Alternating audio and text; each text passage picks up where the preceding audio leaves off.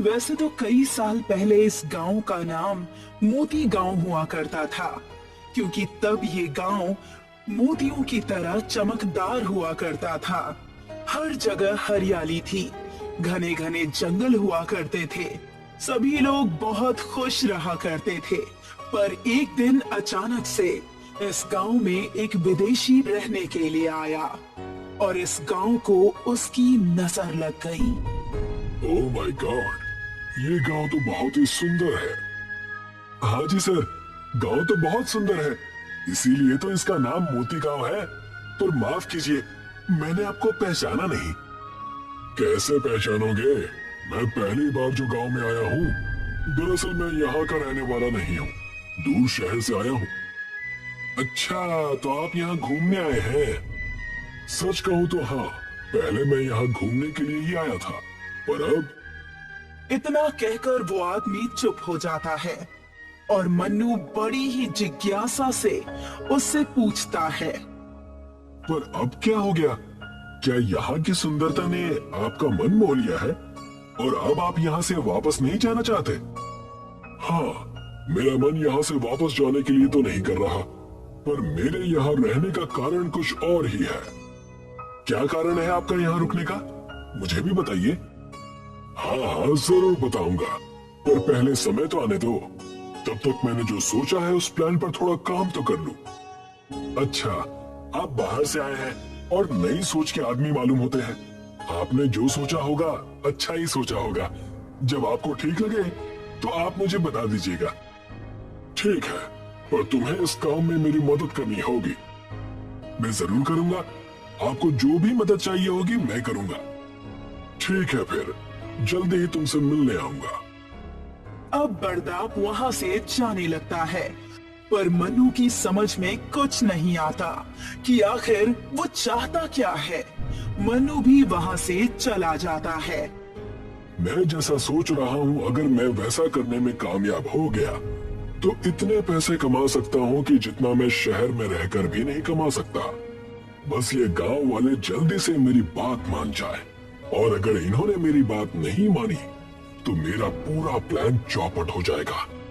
बरदाप आजकल अपने काम को लेकर इतना ज्यादा गहनशील हो गया था कि वो ना तो रात को ठीक से सो पाता था और ना ही खाना पीना समय पर खाता था। हर समय वो अपने आप में खोया रहता था और अपनी नोटबुक में कुछ डिजाइन बनाया करता था। अब बहुत हो गई थियरी, अब प्रैक्टिकल का टाइम है। अब गांव वालों से मिलना ही पड़ेगा और उन्हें अपने प्लान के बारे में बताना होगा। बरदाप मन्नू के घर जाता है। मन्नू, ओ मन्नू, बाहर आओ, मुझे तुमसे कुछ बात करनी है। मन्नू घर पर नहीं है। अभी अभी गांव की पंचायत की बैठक से उसको बुलावा आया था, वही गया है। पर तुम कौन हो? जी मैं उसका दोस्त हूँ, शहर से आया हूँ। मुझे उससे मिलना था, पर कोई बात नहीं, मैं पंचायत वाली जगह पर जाकर उससे मिल लूंगा। यहाँ से बरदाप सीधे गांव के मैदान की तरफ चल पड़ता है, जहाँ पर मोती गांव की पंचायत बैठी हुई थी।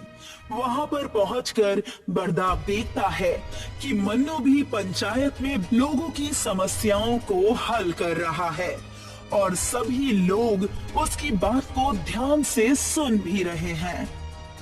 ये मन्नू तो बड़े काम की चीज है, लगता है गांव वाले से बहुत मानते हैं। बरदाप पंचायत के खत्म होने का इंतजार करता है और कुछ देर में पंचायत खत्म हो जाती है और मन्नू जैसे ही घर जाने के लिए मुड़ता है तो उसकी नजर बरदाप पर पड़ती है और वो उसके पास आता है।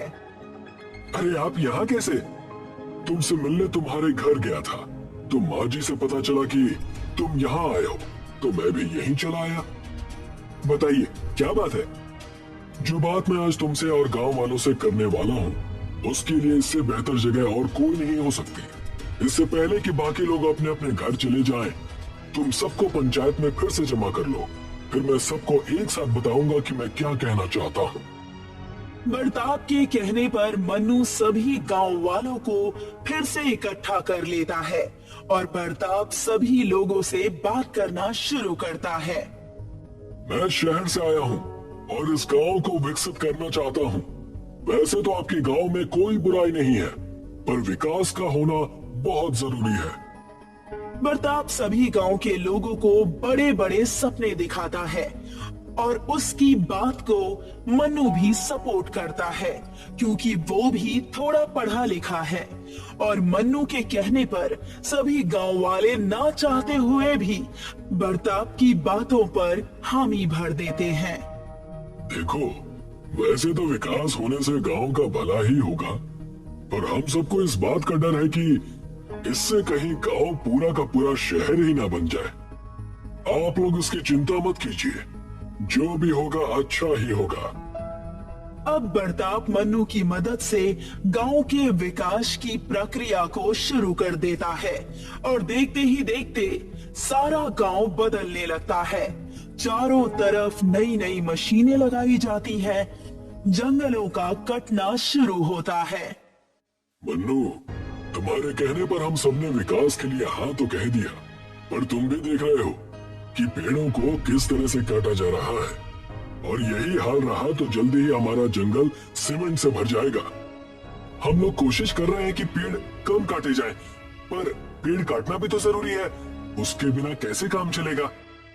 बड़ताप को तो सिर्फ अपने फायदे से मतलब था। गांव के वातावरण पर जो बुरा प्रभाव पड़ रहा था, उससे उसको कोई फर्क नहीं पड़ रहा था। और देखते ही देखते गांव के सारे जंगल खत्म हो गए और पूरा गांव सीमेंट का बन गया, जिससे शुद्ध हवा की कमी होने से गांव वालों को कई तरह की बीमारियां होने लगी। मन्नू, तुम्हारी बातों में आकर हम सब ने अपने गांव का विनाश कर लिया। आज सभी लोगों की हालत बहुत खराब है।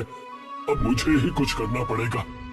मुखिया गांव की समस्या को लेकर एक तांत्रिक महिला के पास जाता है और वो तांत्रिक मुखिया को इस समस्या का समाधान देती है।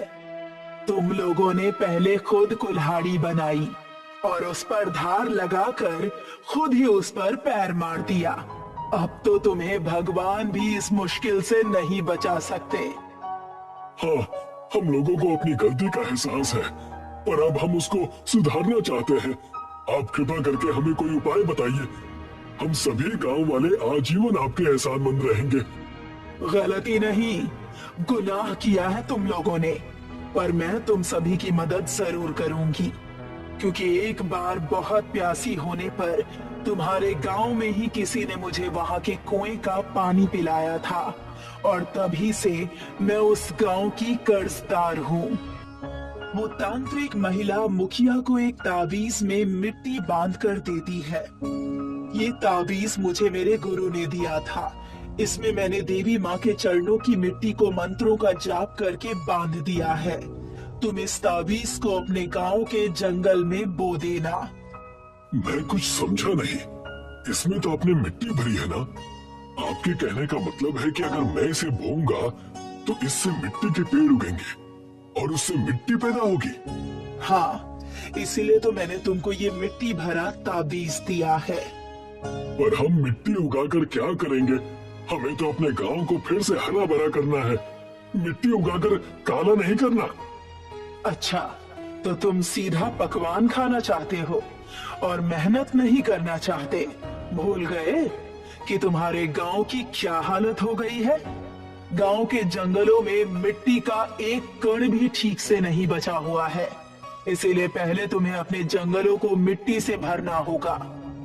और एक बार हमारे जंगलों में पर्याप्त मिट्टी हो जाएगी तो हम लोग फिर से उस मिट्टी में पेड़ पौधे बो सकते हैं। हाँ, वैसे तुम इतने बड़े मूर्ख नहीं हो जितना कि मैं तुम्हें समझ बैठी थी। पर एक बात का ध्यान रखना, जब तक जंगल की धरती में खूब मिट्टी जमा ना हो जाए, पेड़ पौधे मत उगाना, नहीं तो वो जल्दी ही सूख जाएंगे। मैं समझ गया। वैसे भी हमने अपने जंगलों की मिट्टी को सीमेंट से बदलकर पहले ही बहुत बड़ी गलती कर दी है। अब हम और कोई गलती नहीं दोहराएंगे।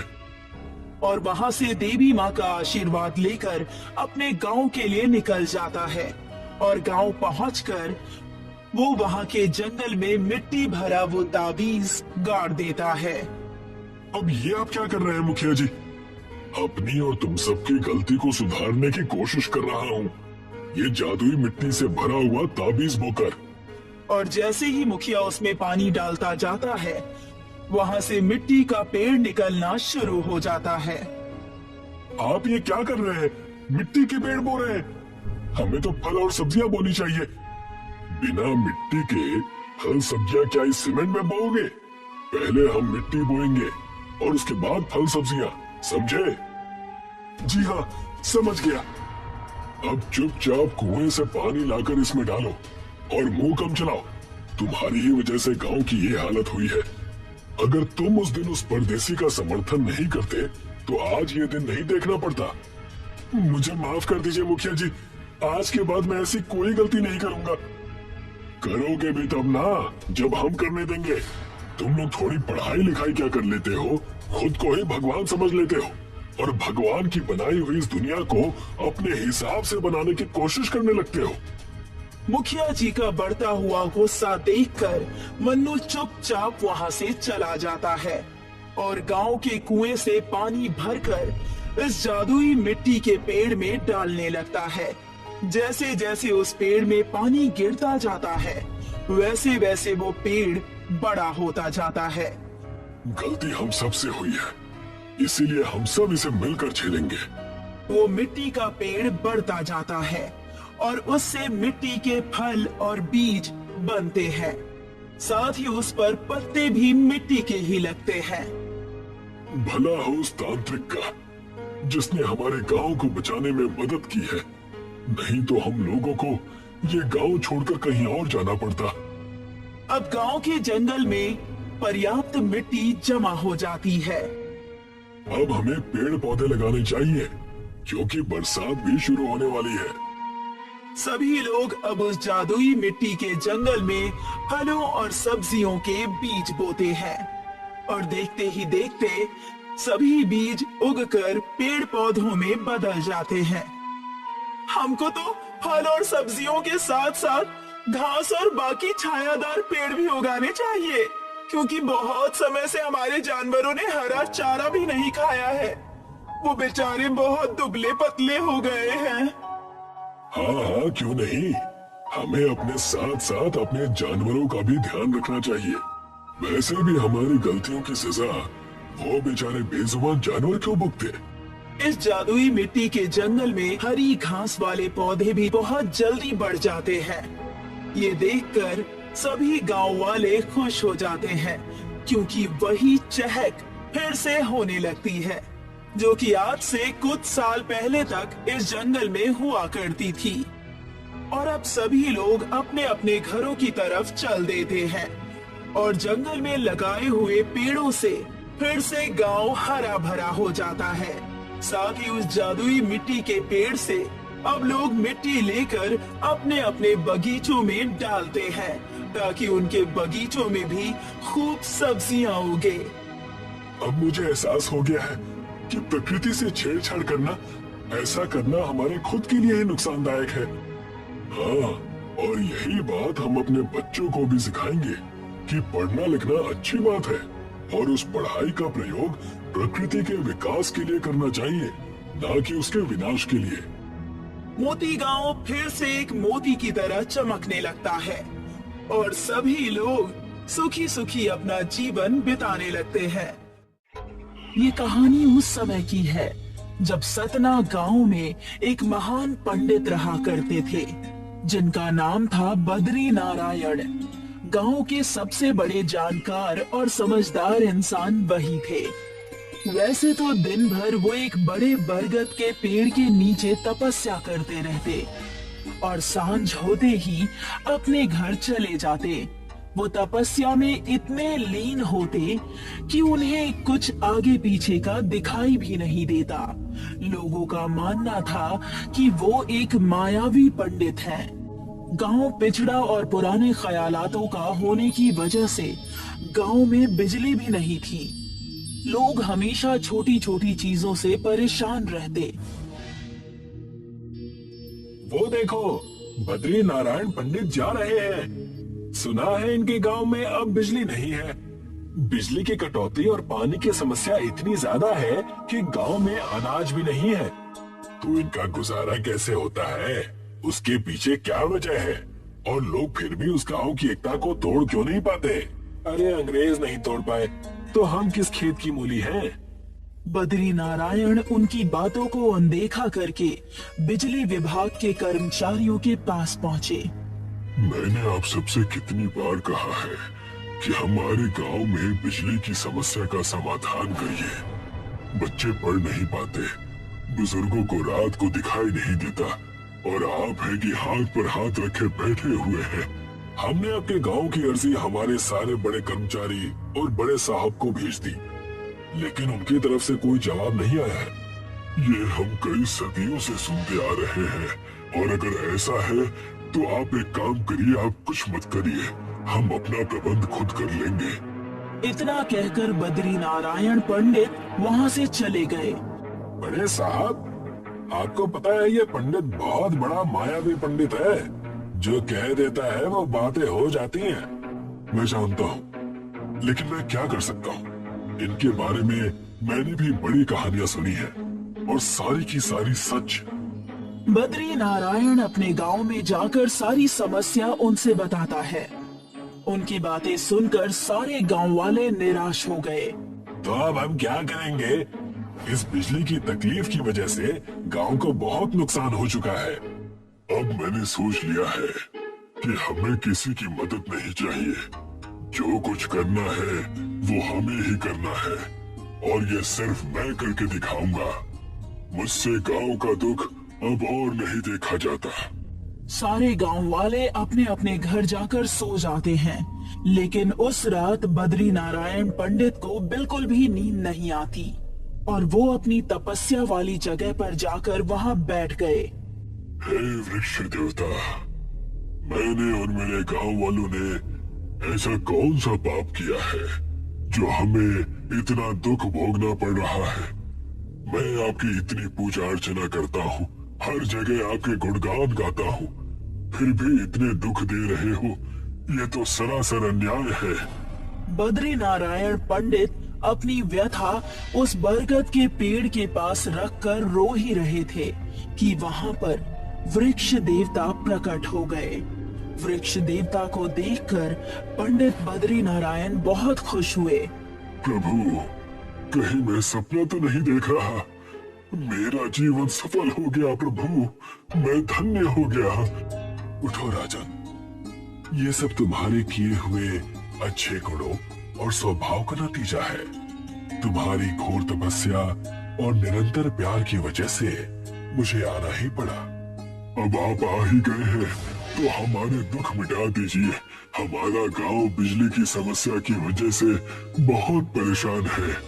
अब मैं आ गया हूँ ना, तो तुम उसकी चिंता मत करो। इस बरगद के पेड़ को मैं बिजली का पेड़ बना दूंगा, जिससे तुम्हारे और नगर वासियों की हर एक समस्या खत्म हो जाएगी। जैसे ही वृक्ष देवता ने ये बात कही, पूरे पेड़ पर बिजली आ गई, और देखते ही देखते पूरे गांव में उजाला हो गया। सारे गांव वाले वहां पहुंच जाते हैं और वृक्ष देवता को प्रणाम करते हैं। हम धन्य हो गए कि आप हमारे गांव को अंधकार से बचाने के लिए आ गए। बस याद रहे, मेरे इस वरदान का कोई गलत उपयोग ना करे, वरना उसे पाप लगेगा। जब भी कोई मानव इस बिजली के पेड़ का गलत उपयोग करेगा, उसे तुरंत ही सजा भुगतनी पड़ेगी। सारे गांव वाले बिजली के पेड़ और बद्री नारायण पंडित के इस उपकार को देखकर बहुत खुश हो गए, लेकिन वरुण इस बात से बेहद दुखी और संकोच में पड़ जाता है। वैसे पंडित जी ने बड़ा उपकार किया गांव वालों पर, वरना अंधेरे का साया हमारे गांव से जा ही नहीं रहा था। अब हमारे बच्चे अच्छी तरह से पढ़ लिख कर बड़े आदमी बनेंगे। मेरे मन में एक ख्याल आया है, और मेरे पास एक तरकीब भी है। आपका चेहरा देखकर पता चल रहा है कि जरूर आप किसी गलत चीज के बारे में सोच रहे हैं। रात के समय ही घर से उठकर वरुण उस बिजली के पेड़ के पास चला जाता है। ये रहा मेरा खजाना। इस पेड़ ने पूरे गांव को बिजली तो दी ही है, अब मैं इसकी डाल को काटकर शहर ले जाकर बेचूंगा। बरगद के इतने सारे डाल हैं, एक आध कम भी हो जाए तो किसे फर्क पड़ेगा। और वैसे भी वृक्ष देवता ने हमारे गांव के भले के लिए ही तो ये बिजली का पेड़ दिया है। वरुण उस पेड़ की एक डाल को लेकर शहर चला जाता है। ये खरीदोगे भाई साहब? ये क्या चीज लाए हो? ये बिजली की डाल है, इसे छूने से करंट नहीं लगता और ये बिना चार्ज के सदियों तक जलते रहेगा। तुम्हें खरीदना है तो बताओ, वरना मैं किसी और दुकान पर जाता हूँ। अगर ऐसी बात है तो बताओ कि ये बिजली की डाल कितने में बेचोगे? ये बहुत महंगी है और शहर में इसकी जरूरत पड़ सकती है। इस एक डाल से बिजली का बिल बच जाएगा और कोई खर्चा भी नहीं होगा। इसकी कीमत है 20,000 रुपए। ठीक है, सौदा मंजूर है, लेकिन इसे तुम और कहीं नहीं बेचोगे। वरुण ने उस दुकानदार को बिजली की एक डाल बेच दी और वो गांव वापस आकर बिजली के पेड़ पर से बहुत सारी डालियां तोड़ने लगा और उसे बेचने लगा। आपके पास इतने पैसे कहां से आ रहे हैं? कहीं आप बिजली के पेड़ का कोई गलत उपयोग तो नहीं कर रहे हैं ना? तुम थोड़ा धीरज नहीं रख सकती क्या? ये चीज मैं अपने और हमारे परिवार के भविष्य के लिए ही तो कर रहा हूँ। जैसी आपकी मर्जी। वरुण की पत्नी को वरुण पर शक हो जाता है और वो अपने पति की रक्षा करने के लिए बद्रीनाथ पंडित के पास चली जाती है। पंडित जी, मैं आपसे कुछ जरूरी बात करने आई हूँ। मुझे ऐसा लगता है कि ये बिजली के पेड़ का कोई दुरुपयोग कर रहे हैं। वृक्ष देवता की बात का उल्लंघन करने की सजा वरुण को जरूर मिलेगी। बद्री नारायण और वरुण की पत्नी पूरे गांव वालों को बुलाकर उस बिजली के पेड़ के पास चले जाते हैं। बिजली के पेड़ के कई सारे डाल टूटे हुए देखकर सब चौंक जाते हैं। ये कैसे हो सकता है? बिजली के पेड़ पर डाल कैसे कम हो गया? ये असंभव है। मुझे तो सब बराबर ही लग रहा है। ये अभी पता चल जाएगा। बद्री नारायण ने अपने झोले से शंख निकालकर बजाया और तुरंत ही वहां पर वृक्ष देवता प्रकट हो गए। ये पुण्य और किसी ने नहीं बल्कि वरुण ने किया है। पुण्य या पाप भगवान? वरुण ने पाप किया है। जैसा दिखता है वैसा होता नहीं वत्स। वरुण इस बिजली के डाल को बेचकर जो भी पैसा कमाता था उससे आश्रम और अनाथ बच्चों को अच्छी शिक्षा और अच्छे कपड़े लाकर दिया करता था। इसी वजह से मैंने वरुण को इस नेकी के कार्य में नहीं रोका। मुझे क्षमा करना महाराज, मैंने इस कार्य को सबसे छुपाया क्योंकि मैं जानता था मुझे कोई समझ नहीं पाएगा। माफी तो हमें तुमसे मांगनी चाहिए। हमारे मन के कपट की वजह से तुम परेशान हो गए। वरुण के इस अच्छे बर्ताव के कारण सबने वरुण की खूब तारीफें की। बद्री नारायण और वरुण का परिवार सुखी सुखी सतना गांव में रहने लगा।